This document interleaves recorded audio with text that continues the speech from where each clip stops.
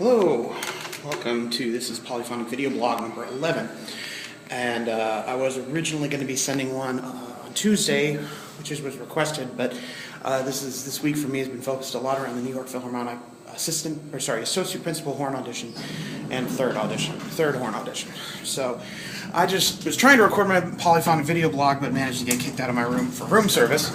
So I figured I'd talk just a little bit about the importance of audition preparation, and the biggest thing is, again, I'm in a Hampton Inn hotel on 8th Avenue, is not crashing at your friends' houses for auditions. If you are taking serious auditions, there are just too many temptations with video blogs, with the opportunity to hang out with your friends and do things that really are going to keep you up late.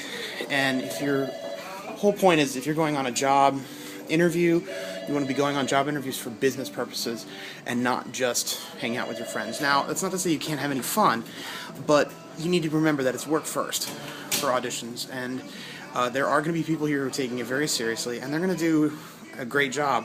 Now, it's one of those things where Jeff Nelson, who's a famous horn player who teaches at Indiana University, talks a lot about making sure to aptly reward yourself after an audition.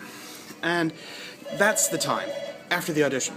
And he makes it very, very clear. It's not before the audition, because you spend a lot of time and months of preparation of doing this. So taking the additional time and spending the money and making it an investment rather than just, oh, I'm going to go hang out with some friends and maybe take an audition on the side, is kind of maybe not necessarily the best approach. Now, it's different for everyone.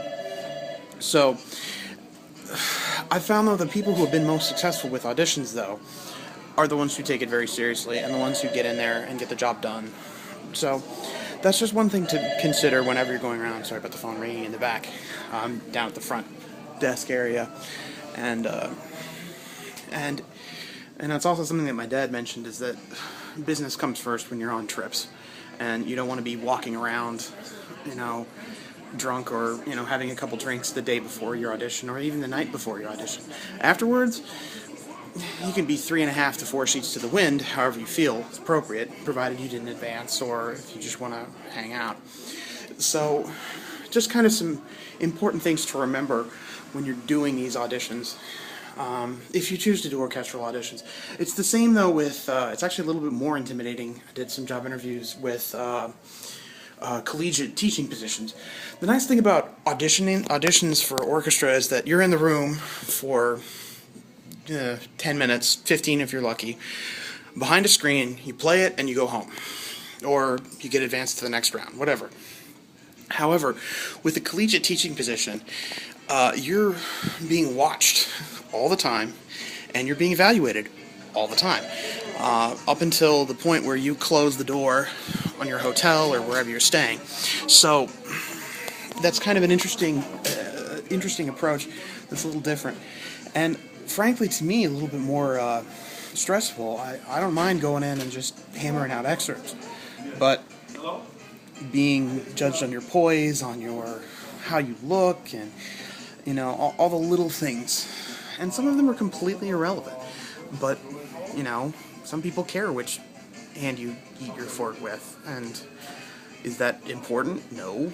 Is it fair? No. But there's people trying to give you a job, so you need to make sure that they feel appropriate and that they feel comfortable with you around. And you want to be confident but not overconfident. You want to talk but not talk too much.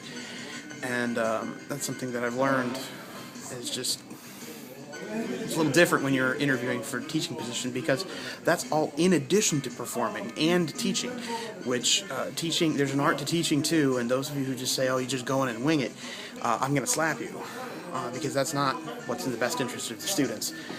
If the teacher's just winging it over and over again, because we've all had teachers that have just winged it, and we get annoyed, and we notice it, and we get frustrated because we're spending a lot of money. So, anyway, like I said, that's about it from the lobby of the Hilton on 8th Avenue, and I got an audition in 2 hours, and maybe we'll do a quick little mini post after this, and I'll let y'all know what's the results. So I'm gonna go on. I'm gonna play. We'll see how it goes. Take care.